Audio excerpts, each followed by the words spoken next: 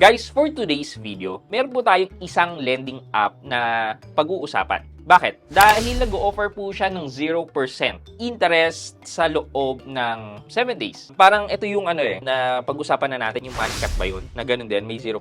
So, tingnan natin kung 0% nga ba talaga. And at the same time, after mong makapag-loan, kamusta naman ang interest? Yan ang pag-uusapan natin today. So, samahan niyo ako, sit back, and let's discuss. Coming right up.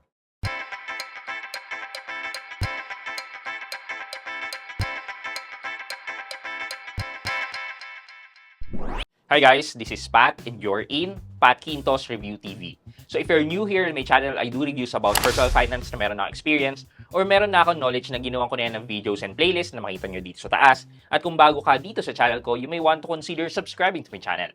Okay, so yun nga, 0% interest din daw siya sa loob ng 7 days. Ano yung katotohanan about this? And sino ba to? Siya si Big Loan. Yan, madadownload at makikita nyo tong online lending app na to sa Google Play Store and App Store. Silipin muna natin kung meron siyang website para malaman natin kung pinagtutuunan niya ba ng pansin ang kanyang website or ang marketing. So meron siya, bigloans.ph. So scrutinize natin yung website niya. Okay, why choose Big Loan? Yeah, mukhang yun na yun. One-pager website. As in, madaling gawin, madaling i-replicate from other template na website. So, for me, medyo red flag na kagad para sa akin to. So, now na nakita natin yung website, eto, punta naman tayo dito sa Google Play Store ni Big Loan. So, na-install ko na siya. Check na lang natin yung details niya. Okay, eto, Big Loan. About this app, click natin yan. So, sabi nila kaya daw nila mag-provide ng loan ng up to 25,000 pesos na may interest rate as low as 0.33%.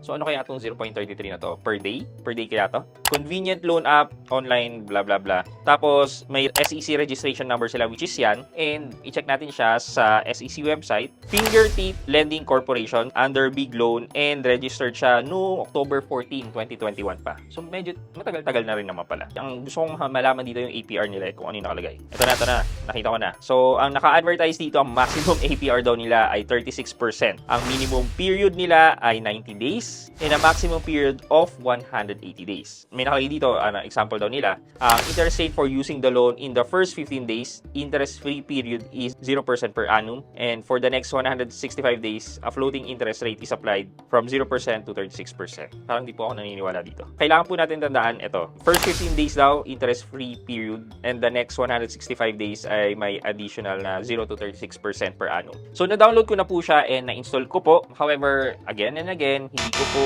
nire-review to sa inyo para ma-engganyo po kayo. Gusto ko po magkaroon kayo ng wise decision making wherein makikita nyo kung ano yung maganda at hindi maganda about this loan app. But then again, hindi ko po sila nire-review para kayo ay mangutang with them. It is my hope na makapag-decide kayo kung ano ba ang best loan na available para sa inyo. So, tuloy na natin. Okay, so open natin yung app para makita natin. After ko mag-fill out ng phone number, OTP, personal information, reference, source of income, tapos ipapa-enter na rin pala sa inyo ang inyong bank details or e-wallet, and then the KYC wherein you need to have a selfie and then picture your ID, and then masasubmit nyo yan. After nyo magawa yan, saglit lang naman, magbibigay na rin siya ng decision sa inyo. It's either ma-decline kayo or mabigyan kayo ng credit line. In my case, nabigyan po ako dito ng 3,000 pesos for 7 days at 0% interest. And pero nakalagay dun sa about page up to 15 days na 0% interest. Ano to? Pangalawang strike na kagad. Meron naman dito nakalagay 14 days, pero hindi pa rin 15 days. August 4 ngayon as of time of recording, and then ang due date ko ay magiging August 11 for the 7 days. And yan. So pag hindi naman 7 days, so hindi natin makukuha yung 0%.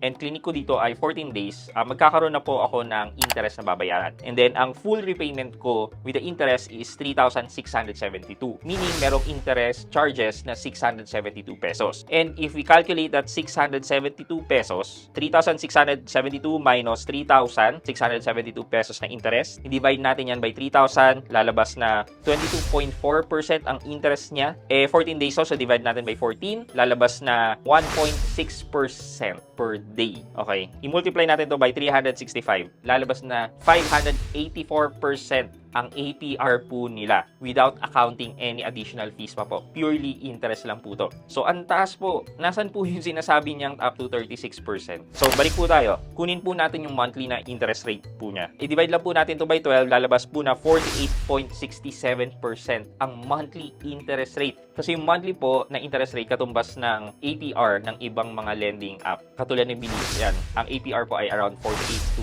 60%. Ganon. Ito naman po, 1 month lang po yung 48%. Ang taas po. Okay, based on our computation, medyo mataas po siya. Kung mabibigyan po kayo ng offer na 0% in 7 days, okay naman po. Just make sure na pilitin nyo pong magbayad agad na hindi na po kayo lalagpas ng 7 days. If in case naman po na hindi nyo kaya magbayad, meron po kayong babayaran ng minimum na 420 pesos. And take note, ito pong 420 pesos na po na to ay interest po to Hindi po ito yung amount na mababawas sa inyong principal. Thus, baka magkaroon kayo ng understanding na dapat nabawas na yon or what. Mali po. Every time po kasi na ini-extend nyo po yung loan, merong mga charges pa rin yan. Interest charges pa rin. Kaya nagugulat po ako sa mga nagsasabi na extend yung loan ko, tapos pinagbayad ako, kala ko mababawas sa loan ko. Everyday po kasi na hindi po tayo nakapagbayad, meron po talagang charges yan. Ang masasabi ko nga lang po talaga na lending app na nagpapatawad sa mga additional days na hindi kayo nakapagbayad ay si Bilis. Si Bilis, pag nakiusap kayo, posible kayong pagbigyan na magbayad or ma-extend ang inyong loan ng walang additional charge. So now na nakita na natin tong overview ni Big Loan, ano masasabi ko?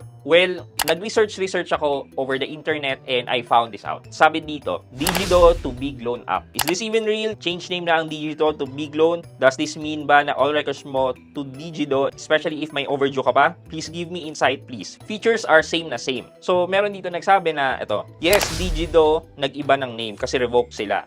I signed in my number, tsaka automatic nandun records ko, pero no loan indicated, but wala nang offer kasi delinquent na ako doon. Bakit nga ba na naisip ng mga tao na posibleng si Digido to? Kasi, yun nga, ginamit nila yung same number nila nung pag-sign up dito kay Big Loan, and nung nag-sign up sila, nandun na yung personal information nila, na na-populate na yung personal information nila. However, we can only speculate na si Digido yon, but pwede kasing mangyari na ibinenta ni Digido yung kanyang existing accounts receivable o yung mga pautang niya sa ibang company. Nangyayari naman talaga yan yung pagbebenta ng utang mo sa ibang mga company kahit dun ka nakapirma sa kanila. Ang ibig sabihin lang noon na ang mangongolekta sa kanila itong mga third party na or ibang company. Ito nga yung tingin ko nasa utak ni Senator Raffy Tulfo nung nag-conduct siya ng hearing na sabi niya si company A ibebenta kay company B, si company B pupunta kay company C, so on and so forth. Yun yung inisip niya tapal-tapal, where in fact ang tapal-tapal na alam natin is that ikaw mangungutang ka sa isang lending app pero wala ka pang bayad, so utang ka sa panibago, yung proceeds nun ibabayad mo doon. And then,